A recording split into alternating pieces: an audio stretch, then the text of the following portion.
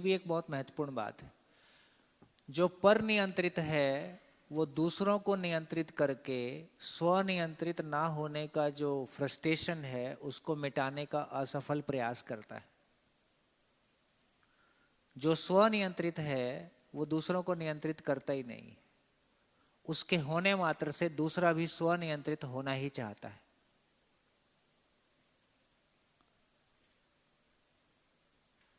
है ना? है जैसे एक आध एग्जाम्पल से ऐसा समझ लें, जैसे यहां मैं आपको नियंत्रित करने की कोशिश करता हूं। मैं जितना भी स्वनियंत्रित हूं, 100% हो गया हूं ऐसा नहीं कह रहा हूं। एक विद्यार्थी की हैसियत से आपके सामने प्रस्तुत हूं। मैं भी इस दर्शन का एक छात्र हूं। मेरा एडमिशन थोड़ा पुराना है, आपका एडमिशन थोड़ा नया है, लेकिन आपस में शेयरिंग तो हो ही सकती है। लेकिन अब आप बताइए, इस पूरे शिविर में अभी तो ये भी भूल जाते हैं कि लोगों को टाइम से आना है, उसके लिए कोई व्यवस्था करनी है। अपने आप ही सब टाइम से आ ही जाते हैं। 9 बजे अपने आप ही टाइम से आ जाते हैं, अपने आप ही ब्रेक होता है, अपने आप ही सब दोबारा लौट के आ जाते हैं। ना किसी को ढूंढने जाना पड़ता है, ना किसी को बुलाने जाना। हमने ना अभी गंगोत्री में शिविर किया। गंगोत्री में शिविर किया तो वहाँ के वो स्वामी थे, वो ईसावास्य आश्रम गंगोत्री के पार किनारे में, वही वहाँ की सबसे बड़ी जगह है। लगभग 100 लोगों के रुकने की व्यवस्था है।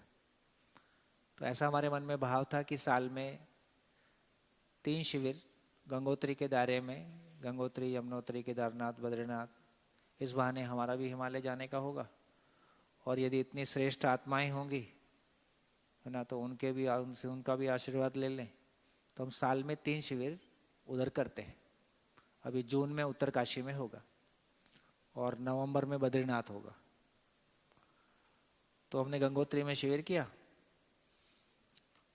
तो उसके समापन पे वहाँ के स्वामी जी देखने आए, मिलने आए।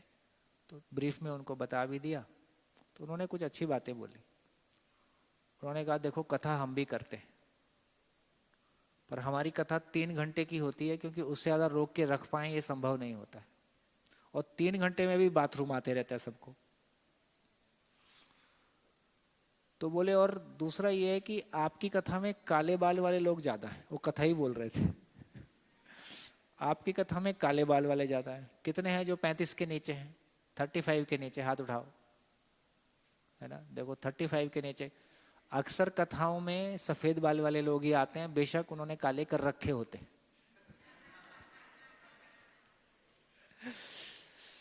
तो बोले, ऊपर से सुबह 8:30 से लेके रात को 10 बजे तक बाहर एक भी आदमी घूमता हुआ दिखाई नहीं देता है। जबकि यहाँ तो लोग घूमने ही आते हैं। कथा तो बहाना है, बाकी तो घूमना है। बोले, आप ऐसा क्या करते हो कि दिन भर आदमी बाहर ही, और यहाँ ढोलक मजीरा भी बजता हुआ नजर नहीं आता है। ना ढोलक है, ना कहानी है, ना किस्सा है, ना कोई चुटकुला है, ना गाने हैं, फिर भी लोग सुबह से शाम तक बैठते हैं। तो ये जीवन की मैं, ऊपर से फिलॉसफी की चर्चा है। फिलॉसफी की चर्चा में जनसाधारण ऐसा टिक पाए, जिसमें महिलाएं भी हैं और बुजुर्ग भी हैं और बच्चे भी हैं। ये देखो ऐसा बैठा जैसे बिल्कुल सारा ये लिख डालेगा।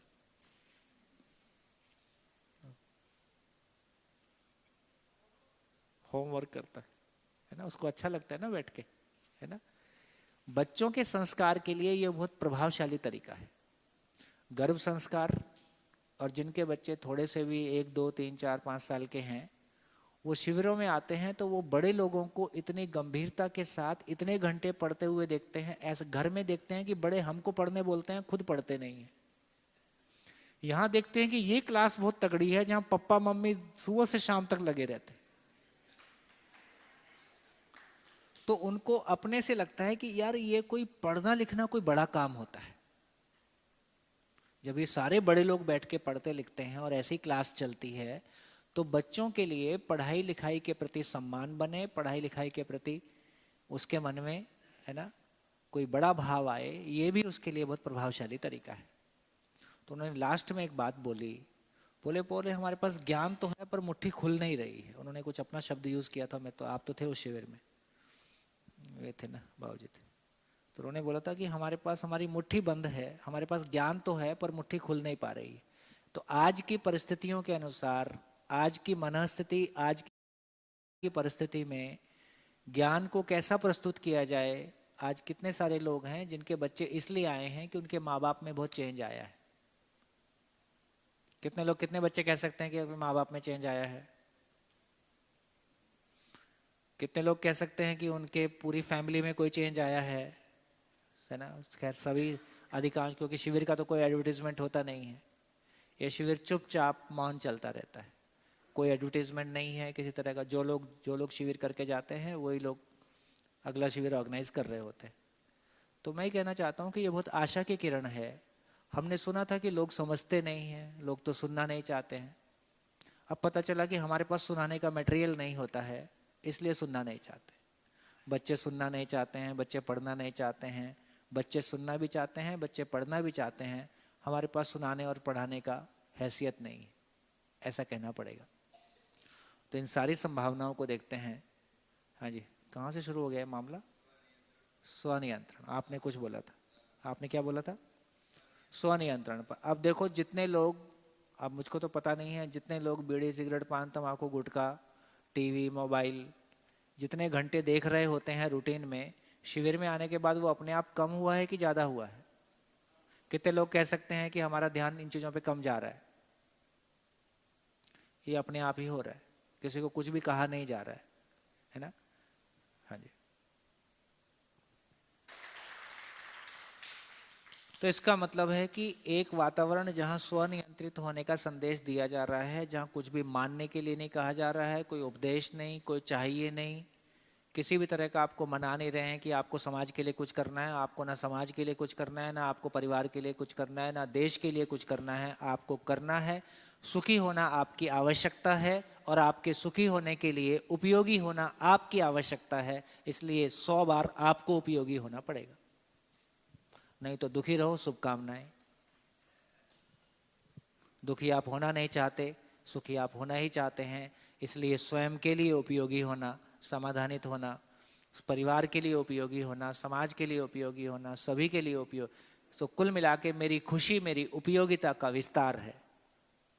जितना मैं उपयोगी होते जाता हूँ, है ना, आदमी बड़ी फैक्ट्री क्यों खोलना चाहता है, बड़े टर्नओवर क्यों करना चाहता है? क्योंकि कहीं ना कहीं वो बताना चाहता है कि मैं ज़्यादा उपयोगी हूँ, मैं ज़्यादा बड़ा काम कर सकता हूँ। उसकी दिशा कम ज़्यादा है, लेकिन इतनी बात। चलिए